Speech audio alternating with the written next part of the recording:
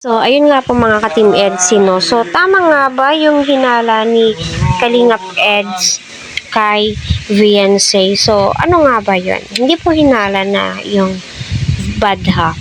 Good vibes po tayo dito. Alam niyo naman po, itong si Viancy ay tinatago at halos hindi nga po niya mabitaw-bitawan ang kanyang cellphone that time po So, ayan, hello po sa ating lahat mga ka-Team Eds. Sana ay nasa mabuti po kayong kalagayan. Huwag po natin kalimutan na suportahan si Kuya Val Santos Matubag.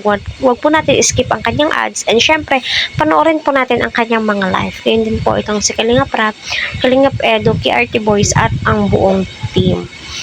So ayun na nga po, ika nga ni Kalingap Eds na may pang wallpaper ka na naman. Kasi nga, sa live ni Mrs. Jack Matubang ay kitang-kita nga po doon yung wallpaper po ni Viancy ay silang dalawa ni Eds. So, very inspiring naman po yun. At bilang supporters ay nakakatuwa yung mga ganong mga moments na tila ba'y pinapahalagahan po ni Viancy yung mga moments po nila ni Edu. Kumbaga memories po So, tama lamang po yung sinabi ni Eds at tama lang din naman po yung ginawa ni Viancy. Para sa ganun, mas lalong matuwa yung mga supporters, diba?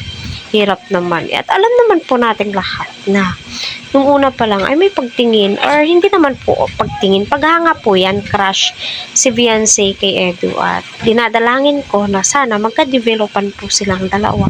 Kasi nga age doesn't matter naman po talaga kung totoong gusto po nila yung isa't isa, diba?